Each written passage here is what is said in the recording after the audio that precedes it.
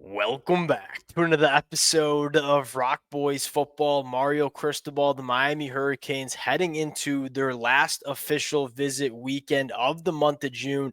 Some of my favorite targets for the Miami Hurricanes, they going to be on campus during this last official visit weekend, and this is an opportunity for Miami to really close out on some of their top targets in the 2026 cycle as well. Want to get into some of my favorite names that will be on campus. To the Miami fans who've been rocking with the boys for a while, you already know who we starting with. The second thing is, now that the official visit calendar is coming to a close, all right, who are the names that are must-gets for the Miami Hurricanes in the 2026 cycle? I'm going to give a few names that I would like to see Miami go out and close on. Fired up to get into it. We go and get into the weeds a little bit, some nitty-gritty roster building conversations. Before we do, and as always, number one to the Miami Hurricane fans, it's been so fun reading y'all's insight in the comment section. Y'all got some names that you want to see Miami go out and land as well. Let it fly. Appreciate you guys rocking with it. There ain't many fan bases that appreciate these kind of conversations like the Miami Hurricane fans. Appreciate you guys. Without further ado, let's get into it. You already know who we starting with. 4-star wide receiver Jasen Lopez. This is a guy that we've talked a ton about since the month of January. The minute I watched this kid, I just he just reminds you of Xavier Restrepo. I don't want to say he's Xavier Restrepo 2.0. The qualities of his game very, very similar. To me, he's a guy that if you do not keep home, you're going to regret it for the next 4 years. He's a guy that ain't nobody going to talk about when he comes into the program. Very well could leave this program as a top 5 guy in terms of receiving yards in program history. Very similar to a guy like Xavier Restrepo.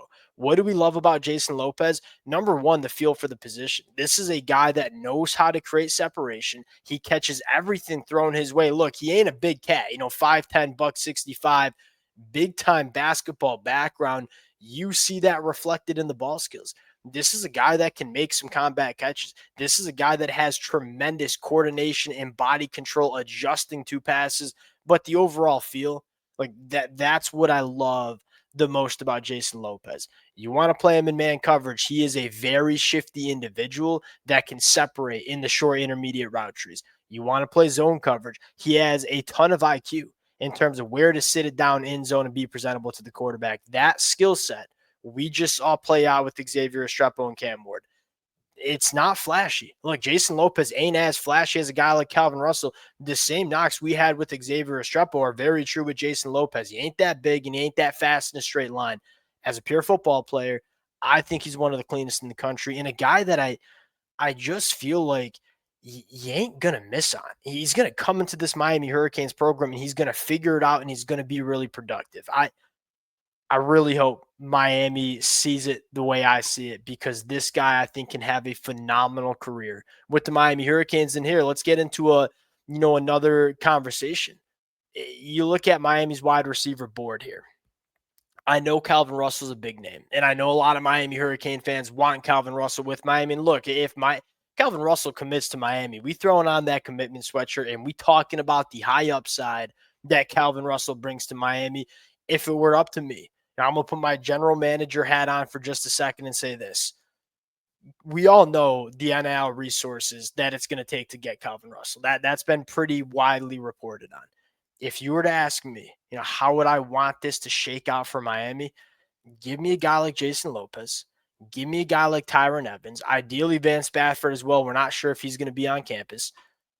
Give me those guys. Save the big firepower in the NIL and go land me a guy like Lamar Brown. That's the conversation I would have because I look at Lamar Brown and say he's by far to me the biggest difference maker as an interior defensive line prospect in the 2026 cycle.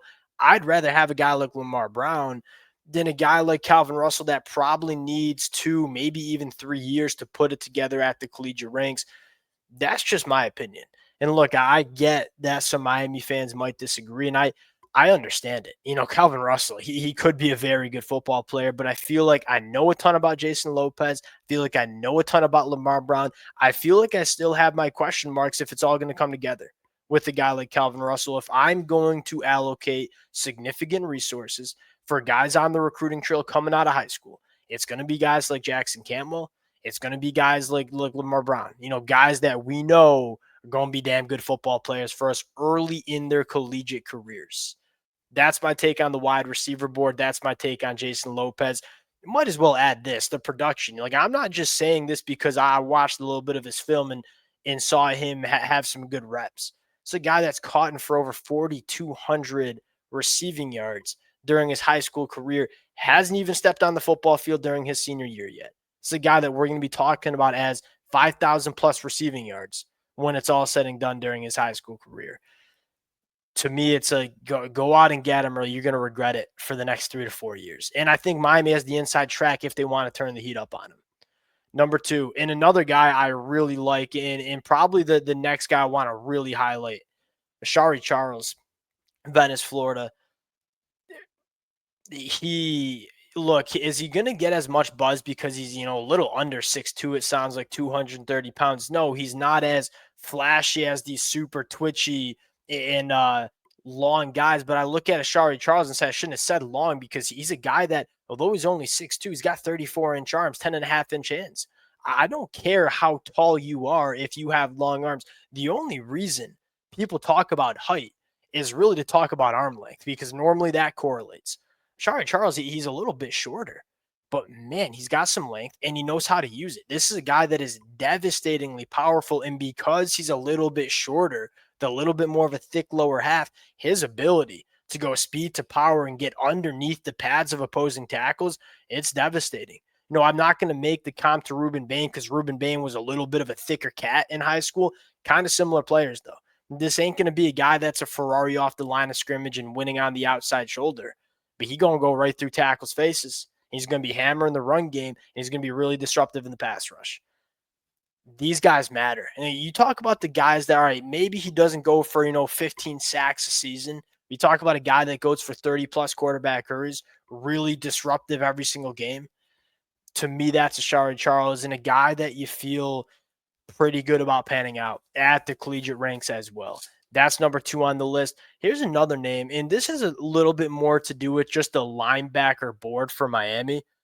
You have a guy like Jordan Campbell already committed. You're probably looking for 2, maybe 3 linebackers in the 2026 cycle. DQ Forkpa kind of reminds me a little bit of Gavin Nix, and he's transferring into IMG Academy, coincidentally enough. The instincts aren't quite there, though. This is a guy that he's a little bit of a shorter guy. He's put together, though. I mean, you look at a picture of him and say he is a nice-looking prospect in terms of how physically put together he is. Speed and space kind of guy. Closing speed's really, really good. The instincts, probably trying to catch up with the play speed that he has. This is a guy that I'm very interested to see what that senior year looks like at IMG, because I think it's a little bit more between the ears than it is physically for this guy. Little bit shorter. That's 100% fair, but he's a guy that I think can cover a lot of ground at that off-ball linebacker position. Last name on the list, Nolan Wilson.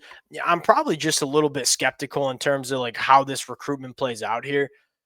This is SEC heavy, and it sounds like that's kind of the conference where he might want to go play. We've said this before with Miami. They can go out, and that's one of the things I appreciate the most. Like Mario Cristobal has come in and said, we ain't going to back down in recruitments to anybody in the country. Whether that's a guy like Jackson Campbell, whether that's a guy like Justin Scott, the bigger names across the board, we ain't going to take a back seat. And so they're going to take a swing at a guy like Nolan Wilson. Nolan Wilson, kind of fascinating. Just a horsepower is probably the best way to describe Nolan Wilson. A little bit of a tweener, not really sure if he's going to hang out on the edge or be more of a 3-tech at the collegiate ranks. We'll see. This is kind of like a wait and see one. You're not really sure where Miami sits. You'll have a better feel for where Miami sits coming out of this official visit. Taking a look at the big board here, and like what are the positions that we'd like to see Miami go out and prioritize. The wide receiver board, to me, I like Jasen Lopez. I like Tyron Evans a lot. He just decommitted from Tennessee. And to me, you can allocate significant money to the wide receiver position. I wouldn't necessarily, like Tristan Keys, at least, that's kind of my take, is if Miami's going to push their chips in for a wide receiver in the 2026 cycle. I'd rather it be Tristan Keys than a guy like Calvin Russell. That's also a position that I think you can address in the portal pretty easily. And what I'm most excited for in terms of what Miami's doing is they got 6 guys committed on the offensive line. They're potentially going to take a 7th in Brett Koleje.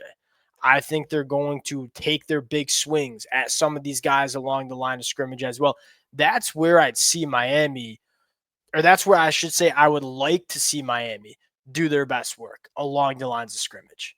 That's the position that's really hard to address in the portal. We'll close it out there. Jasen Lopez, dying to break it down if he's committing to Miami. Appreciate you guys, and we'll talk to y'all later.